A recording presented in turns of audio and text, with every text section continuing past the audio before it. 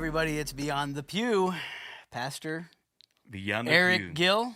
Thank you for having me back, Pastor Minister. Bruce. I mean, Bishop Erick Bruce. Gill. Bishop Bruce or Bishop Bishop Bruce? Bruce. Which one do you prefer? Bishop Bruce. That's. Yeah. I don't think I like the term. But that's Bible, though. I'm not saying the it's Bible not. calls I'm elders just- or bishop. I'm just saying I don't know that I would want someone to call me Bishop. So what will you want them to call you? Bruce. Yeah. Yeah, Bruce. but that takes away from the respect that should come with your status. What would you want to be called? Eric. But that takes away the respect. No, that I'm comes- just starting my journey. No, you're Yeah. pastor though. You're a Yeah. pastor Yeah, but you have been in ministry for how many years?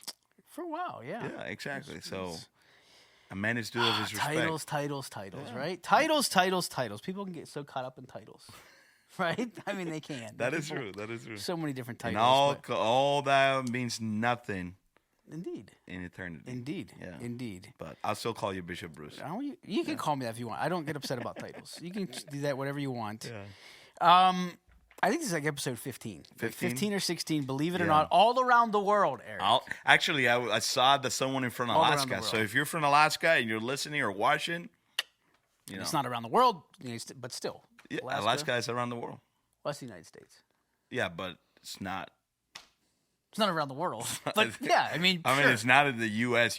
I mean, it's But it is. it only is. So will you say that It is. Hawaii is not around the world? Well, no, Hawaii is part of the United States as well. I mean, Yeah, but what is Hawaii next to the U.S.?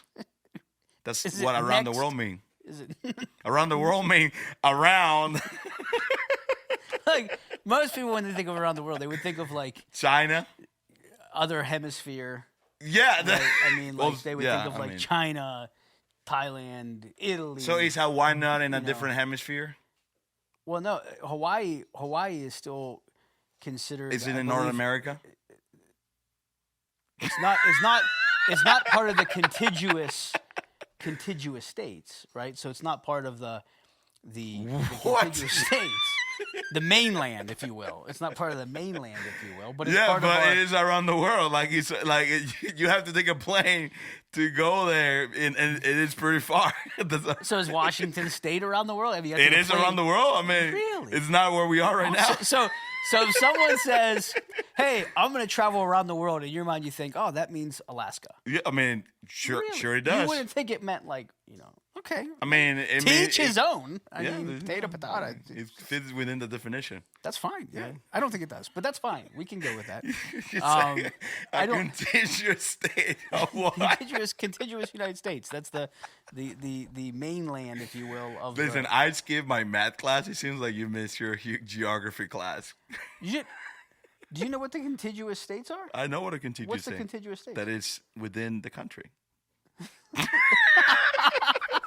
You're making fun of me about the contiguous states. Do you know what the Listen, contiguous states? I plead the fifth. English is not my first language, so you go ahead and you do. My definition of contiguous means like in continuation, right? Is that not what that means? No. Oh, well, no, That's then. fine. Yeah. Submit a question with Around a the definition. world. Around the world, in your mind, is Alaska and Hawaii, which is fine. I mean, if that's the definition. What's your definition of around I the world? told you. I would think like, completely different hemispheres, and I would think it would be like. But isn't Hawaii in a different hemisphere? No. They're not. No. They're not. No. No. What- I'm saying it's in the Western Hemisphere. Like you have the Eastern, the Far East, which would be like China, like Far East. But then you have the Western Hemisphere, which would be the United States, which would include Hawaii, include Alaska. Yeah, it's the Western. Hawaii is in the Western Hemisphere. Yes. Somebody fact check this, man. Yes, I would Not think me. it is. Is that can we phone a friend? Is that Northern Hemisphere? Yeah. Northern Hemisphere. Yeah. But America's in Northern Hemisphere as well. No, It's it's the Western? West. But Yeah. what would be what would be around the world? It would be the East. Yeah, around the world, you have the Western Hemisphere. Yeah, but and so the it, Eastern but Hemisphere. it's unless you believe that the world is flat, then around the world will only include this. But around the world can also include this. If you're not, and if you're listening, the motion I'm making is Here's what up we and want. down. Here's what we want as we get started. We want people to comment below if when someone says around the world, they think that means Hawaii. No, the question should be if you're traveling to Hawaii, could that also be considered that you're traveling around the world from the United States. from the United States. Yeah, so like if someone took a trip anniversary to Hawaii, I've never heard someone say, "I'm traveling around the world for my anniversary." Where are you going? Well, if you're Hawaii. traveling around the world, the implication too is that you're traveling more than one destination, right? Then he wouldn't, because. All right, let's get into some of these questions. All right, jump We've in. been working through these questions. That's an important one. We've been working through these questions step by step. Yeah. Lots of questions. We're almost done. Yeah. Almost done. 330-331-6453 if you have questions. To About submit to us. anything. Just not math or anything geography. or geography apparently. or anything like that. Anything in Yeah. the world, though. Anything in the world that they can submit the questions. So let's jump into these. First question that I want to get your opinion on, that I think is a very important question, Eric. What was your most embarrassing childhood experience? Oh my gosh. There's so many. Oh, I think for me, one of the most embarrassing one. So growing up, I live in a house back in the Dominican Republic, and so it was my house. To the left of my house, there was a neighbor's house, and then to the left of that house, it was my best friend's house. And they were like next to each other. They were like how you say that word, adjacent or adjacent to each other. And so, me and my friend, I would get out of my garage and I would start screaming his name. His name was Adrian, and I would be Adrian or Adrian, and he would be like, "What?" And it was just it. Like, "Good, what are you doing?" Nothing. Okay, but we will do that so often. And then one day I hear a knock on my door, and it was my friend's cousin who lived across the street, who was telling me, "Hey, you need to go to your friend's house." And so I walked to my friend's house, and I'm waiting for him to come out of his house, and I'm facing towards his house, and unbeknown to me, his cousin and his other friend came with a massive bucket filled with water and dumped it on me in front of everybody. And I felt humiliated, and I was so mad that I just grabbed my fist and went, "Arr!" And that day in that neighborhood, they started calling me Montrico, which means like little monster, because I have mad. So that was like one of the most embarrassing times for me. Bucket of water, little monster, nickname. I hate nicknames, and that was. Yeah. You don't like nicknames? I mean, at that time more than now. Now I don't care, but back then I would fight or I did not like nicknames. So how old were you? I was probably 10, if not younger. Yeah. Little monster. Little monster. So if we call you like, if like around the office we called you little monster, I don't care now. You wouldn't care? No, I don't care. No. Okay. I grown up. All right. Mature in the Lord. Excellent. Yeah. So okay. The Lord should do. You get T-shirts made up that say "Little Monster." I would love it. Yeah. Growling. You would know what we're talking about if I just went. What about you? Oh, embarrassing childhood experience. I bet you probably will come back to that question, right? Do you have an answer to it? I do have an answer to that. What is it? I do have an answer to that. This would fall in the category of both kind of borderline embarrassing, but also memorable / proud moment. Oh. So embarrassing, but also memorable / proud. I got thrown out of a baseball game when I was playing Little League. And Wow. it was embarrassing because What position? that I got thrown out No, from? that you or- played. I played second base. Okay. Second base, I also was catcher. I played second base and caught. Oh. But so in the baseball game, I got up to the plate, and it was one of my last games for Little League. And the umpire was, a very serious guy. And so I got up to the plate for the at-bat. And when I got up, I pointed to the fence like I was going to hit a home run. And so I stepped into the batter's box. And when I got in the batter's box, I pointed to left field, looking at the pitcher standing outside of it like I was calling my shot, like I was going to hit a home run. And got in the box. The pitcher pitched it. Umpire called a strike. And kind of people were like laughing in the stands. My coach was laughing. Some of the other players, I knew the guys on the other team. They're like, "What was wrong with that one?" And I said, that was too low. I was complaining about the pitch. But got in the box again, pointed to the fence like I was going to hit a home run. And the umpire was like, "Get in the box, batter." Like he was kind of like no nonsense, not taking it. Yeah. And so next pitch happened, and it was a ball. And they're like, "What was wrong with that?" And I was like, "Way too high." I did it again. And he called another strike, and I complained about the pitch a little bit. And then he tossed me from the game. threw me out of the game. How old were you? I think I was 12. Wow. And he threw me out, Wow. and I couldn't believe it, and people in the stands couldn't believe it. Did you ever hit a home run? Yes, you did. My coach couldn't believe it. Nobody could believe it, and my coach came up and was like yelling at the umpire and like complaining. It looked like something like you would see. Be in honest. Major League Be Baseball. honest. You cry. I did not cry. No, I did did not. not I was cry? 12 years old. I didn't cry. No, I got thrown out of the game. It was embarrassing. Yeah.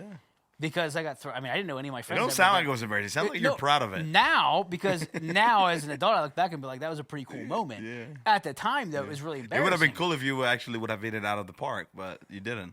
I didn't get a chance to. I got thrown out before I got a chance to hit. So it was not. I don't know where you're. Right. That's what I'm saying. So it was embarrassing. I mean, and he was like very no nonsense, threw me out of the game. I was like, what? I didn't know anybody that ever had that happen to them. Like at 12 years old to get thrown out of a baseball game. Now it's kind of like one of those things I look back on being like, that was pretty cool. It was a cool experience. Yeah. But at the time, it was I actually respect that. It was very embarrassing. That's Childhood experience. Yeah. I mean, it doesn't measure up to getting water dumped on me. No, I mean with a bucket what does to called that? You know? Little Monster. Little Monster. Come on. I don't know how you survived that.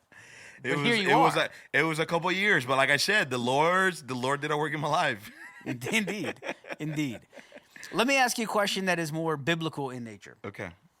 So people view Old Testament books like Numbers and Leviticus oftentimes as boring or irrelevant. Yeah. What would you see as some truths that we can draw from those kind of books, Old Testament books? Yeah, well, I will say that I mean, between, or no, I was going to say between us, but the reality is, like, if you read those books, they can certainly be boring in the sense of, like, it's a lot of details. It's a lot of things that you, at first glance, will look at it and think, man, why am I reading this? Like, if you're doing that yearly, read through the Bible in a year, and you get to Numbers and Leviticus, your temptation is to skip through that, or be like, oh, I don't need to see the genealogy or the things like that, you know. But if you go into it with a different perspective, and the perspective being, okay, I'm gonna allow these two books, for example, those specific books, I'm gonna allow God to use this book, or I'm gonna ask God to use these two books to impart truth in me.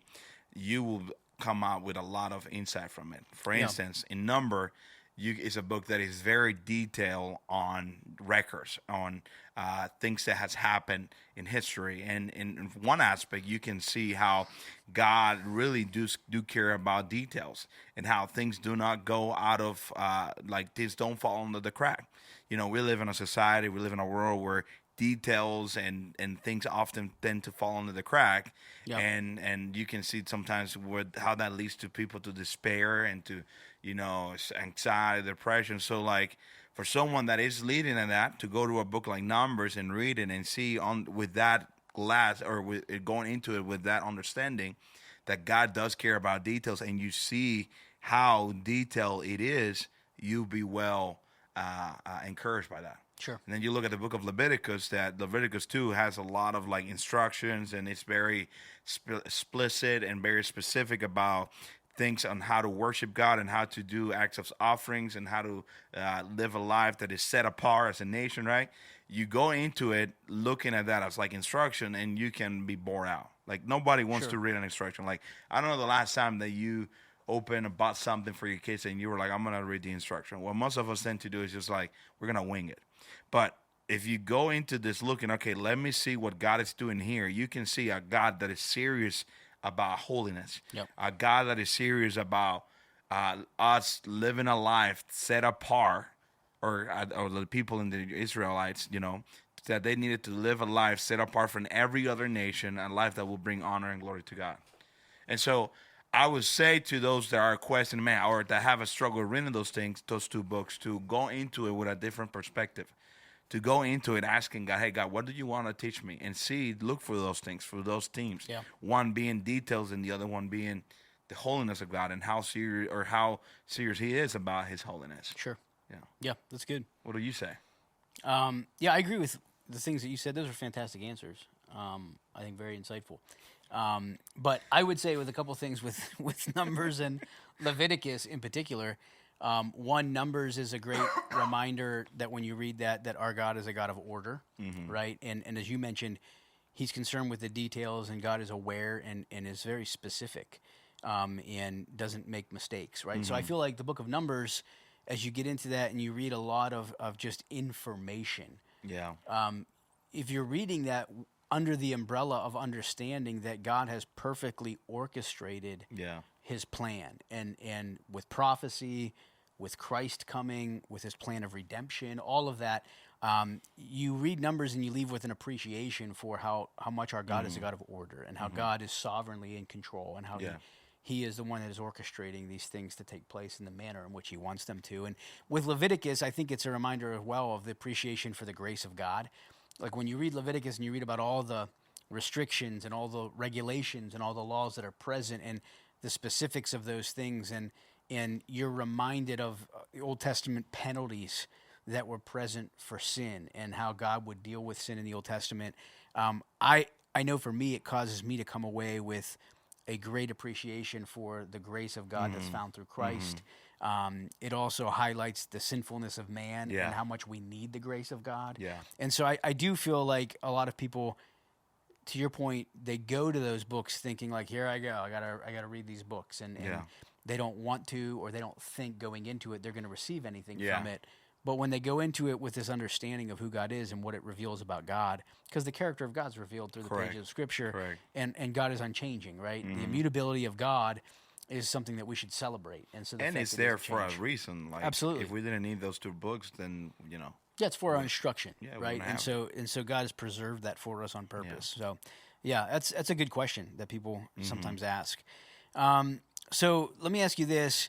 This is like a little bit of a shift as far as to an area of I don't want to say it's controversy a lot of times with parents or with families, but given our current cultural climate, this is a pretty important question. How do you decide what media is appropriate to watch?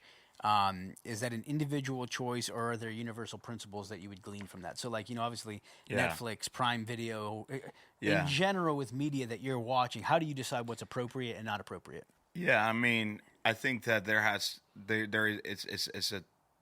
both, like there should be a universal standard, but then there are also that individual standard. I think on universal meaning that if there's anything that it clearly opposes God, that clearly is against what the Bible speaks and teaches, then it should be universal for every believer to follow those, to not allow those things to be, what's the word I'm thinking? To allow those things to compromise, compromise your stand. But I will go back to that verse that talks about how we're not, that everything, when Paul is talking to the Romans, I believe in the book of Romans, they're talking about how everything is permissible, but not everything is everything is lawful, but it's not everything is. How does that go? Profitable. Yeah. I will bring that into this conversation in the sense that it has to be a personal choice, personal conviction, and that for someone like for example, if you may not be comfortable with watching a show that is violent because you feel that you have your criteria, your biblical reasons why you will say this is something that I'm not gonna watch. But someone like me may say, that's not an area of struggle. That's not something that I am not going to that's not gonna bother me or lead me to do things that it will not lead me to commit sin. So I may be okay with that. And so it goes back to the same conversation of like, should a believer drink or not? Should a believer, X, Y, and Z? I think it's is under that umbrella of like everything is lawful, everything is permissible, but not everything is profitable. Yeah. And so there has to be that individual aspect of decision making. The other thing too that's hard is that we live in a culture that is wicked, a culture that is depraved, a culture that calls good and evil. And as Christian, it is tough for us to go out and to try to put our Christian standards into things that are not going to have those standards. And so that's why there's had to be that aspect of discernment and wisdom when it comes to what to watch, what to listen, what to use, what not to use, and things like that. Yeah. What will you say?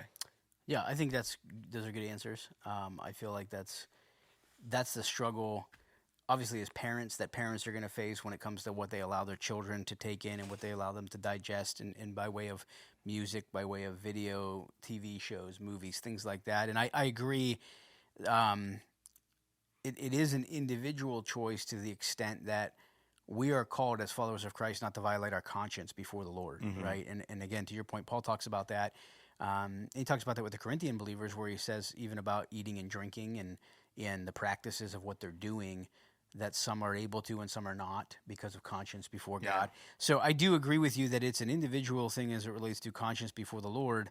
The universal principles that are there, certainly there are universal principles that are given for every believer when it comes to what we allow our hearts and minds to dwell on, what we allow our hearts and minds to take in, which then begins to and can begin to affect what we put out. Right. And so my kind of I don't know if you want to say it would necessarily be warning, but admonishment to someone who is consistently, constantly filling their head with, things that would be, if we're filling our heart and mind with things that are producing outwardly, things that are not honoring to the Lord because of what we're putting in, obviously there needs to be a course correction, right? Yeah. And so I feel like that's a lot of what we're seeing in our current culture with, the influence of video games on kids, the influence of the TV shows, media, social media, everything else. What they're putting in is eventually going to be seen in what they're putting out, right? And so that's where I think the caution needs to be. And I would add too, and you kind of hinted to this, but there has to be an aspect of each individual to recognize what are the triggers in their life. Sure. Because one of the tools that Satan uses very well to lead people into sinning or to tempt people into sinning is media. Yeah. And often when we go into using media, we often go into with the assumption that we're more secure or better than we actually are. Yeah. And so, for example, a person that struggles with pornography may know that that's an area of struggle, but so they stay away from anything that like actually going to those type of websites, for instance, right? But then they're okay with going and watching a show where it's borderline, if not falls under the category of pornography. Sure. And so you have to recognize what are those triggers. If there's a show that you're watching or a song that you're listening that triggers you into going back to that habit or that sex or that sin, you have to have wisdom and discernment to stay back. Sure. That's an individual conviction that you need to have. Yeah. And something that you need to. And I give you my example. Like for me, for a season, early in my Christian life, I struggled with cursing. And I will be listening, to your point, a lot of songs that had cursing songs.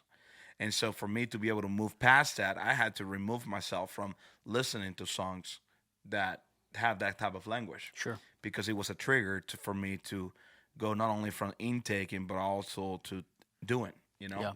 Yeah. And that's, that's the I guess you could say the hard work of balancing being in the world but not of the world. Correct. Right? Having an understanding of where our culture is, being able to have informed conversation about where our culture is, and at the same time not allowing that to influence, who we are and how we live in a way that would be detrimental to our walk with Christ. And so this is a hard question, because if we lined up 20 different people from different church backgrounds and different beliefs, like that are followers of Christ but believe differently on a lot of those different areas, and you list 20 different TV shows, 20 different movies, probably every individual is going to have ones that they're like, no way should a Christian watch that. Correct. And someone else in the group's like, I love that show. Yeah. So you're going to have all different opinions. Yeah. And that's where it is an individual conscience before the Lord. But I guess the question would be, is it influencing us in a way that would be contrary to for our walk with Christ? Yeah. And we have to be aware of that. Yeah. That's a good question, though. Little lighter matter here, Pastor Erick Gill. What would be the most memorable concert that you've ever been to? Ooh. Most memorable concert. So the most memorable concert that I've ever been to, and I haven't been to that many, but the most memorable one, without the shadow of a doubt, was a guy named Juan Luis Guerra. He is the greatest Dominican artist that has ever lived, in my opinion. His best style of music is called merengue, which is a typical, is a native style of song from the DR. And it was amazing. I mean, me and my brother, his girlfriend at the time, who was now his wife, and then her cousin, all of four of us went to this concert. This artist doesn't often sing in the DR, and so it was packed house. And we were all celebrating, we were dancing, we were having fun, and then it starts to rain. And you will think that the people will start living, but no, that just made things even better.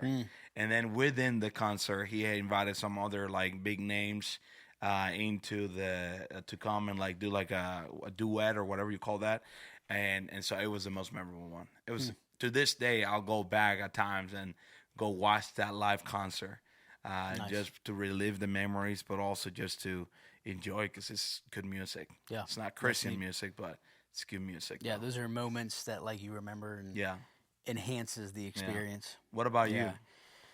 Yeah, One Direction, right? No, no, not One Direction. We'll get back to this. No, I think what comes to my mind about most memorable concert would be something more recent. I mean, I haven't been to a ton of concerts as far as music concerts. I prefer more like venues like plays or like productions. Really? You're a or play things guy? Like that. Well, depends. Like I love Les Miserables. Like I've been to see Les Miserables in New York. Do you like the movie Pittsburgh. by Hugh Jackman? Yeah, I thought it was pretty good. But like, so that's a musical. So I don't know if it would necessarily fall into the category of a concert, which it kind of would and kind of not. What's your all-time favorite musical? The Greatest Showman. That's Greatest Showman's very good. It's really good. Les Miserables probably my favorite. Really? Like, because the experience of seeing that, I saw that Pittsburgh Playhouse in Pittsburgh, and then also in New York City, and it's just the overall, the atmosphere of it and the production of it and all the things are there. That would probably be one of the most memorable. But as far as like most memorable, specifically concerts, two things come to my mind, and not even because they're the most decorated or the most professional or like the elite, but two things come to mind. One would be Trans-Siberian Orchestra. Went to see Trans-Siberian Orchestra for Christmas, their Christmas production, which is really cool because I really liked, and this is when my wife and I were like newly married. They singing like Drummer Boy or what is that song No, called? I mean, Trans-Siberian Orchestra. Mary, did you know? Which, by the way, she did know. No, I mean, it's in the not- Bible. Is that what they sang? No. Trans-Siberian Orchestra is very popular around Christmas because they do like lights and like I don't know how to explain it. But it was just a very entertaining venue that my wife and I went to see together, and it was a very entertaining time and it was a really neat experience. But then more presently, one of the things that sticks out to me was last year being with my kids at the Alive Festival, and shout out to the Alive Festival. Oh, but you we went spoke to there, didn't you? Going full circle. See, Reverend Bruce Rosa, last year at the Alive Festival, world-class speaker, Alive Festival, thousands of people last attending. year at the Alive Festival, you get to meet Lecrae. We had the kids, and at the concert the one day we went to several days of concerts, but the one day it was like. Lecrae was there. So you met him. Newsboys were there. Old school, like they had everybody together because Toby Mac was there and Michael Tate was there, and it was a really neat thing, almost like a reunion of DC Talk, and it was just a very hyped up, fun atmosphere, and our kids loved it. They were jumping all over the place, and it was a great time. You are a dad of 4 girls, yes. which if you have met them, you know that they're all energetic and fun. Yes. What was your persona at this concert? Were you just like the typical dad, just like hands on your pockets, watching? No, I was up front. We were up front jumping, dancing. Were you part of the mosh pit? Yeah, we were a big part of the mosh pit up there. Like we were up there just like dancing, jumping, like all kinds of stuff. Like yelling. Quick, one answer. If you could go to anyone's concert right now, who would it be? I have no idea. Perfect. Okay. Who would you? No, I was asking. I'm asking you. Who would you? I will go to that guy's concert again, honestly. I thought you said is he alive still? I thought you said alive. he passed. No, he's alive. Oh. Don't kill my guy just So yet. you would go you would go to that one. Yeah, I think I'll go for that just to relive it. Okay. Yeah. Yeah, I would go back to the Live Festival then, the same lineup. Oh, perfect. Same lineup? Listen, you're mocking my answers, but that's a cop-out answer. That's not a cop-out answer. That is a true cop-out answer. Didn't you hear the part that I said that I go back and listen? I would go back to that one. Like, Didn't you hear the fact that I said I go back and watch that concert because I relive the memory? So, of course, if I could go to a concert be now. honest, you'd be Justin Bieber. You'd be going to Justin Bieber concert. Yes, you would. I do know who will go to a Justin Bieber. Who? John Luby. John Lewis, yes. He would probably. And Brian Araujo. Yes. Araujo. Yes, Yeah. Araujo. Hey, everybody. Eric, this is unprecedented. It is unprecedented. It's unprecedented. We've never had this happen before. Never had it, but I guess there's sometimes a first. Yes. Sometimes. And not you always, and I are sometimes. never long-winded. We're not. Ever. No. We never go over time. We never lost track of time. We are normally very precise. Very precise. Always. Always. Not always, but most of the time. But unprecedented. If you were here, you're listening, we're at the halfway-ish point. Never had this before. We have a part 2 to this podcast next week. Next week. So just this is an hour long. Tune in next week for part 2. Come back, unprecedented. Yeah. Beyond the Pew. Next week we'll finish this out. So in the meantime, we do want to end with the question that we always end, which is, what is your life beyond the pew? Yes. We hope it's honoring the Lord. Come back next week, part 2. Yeah, part 2.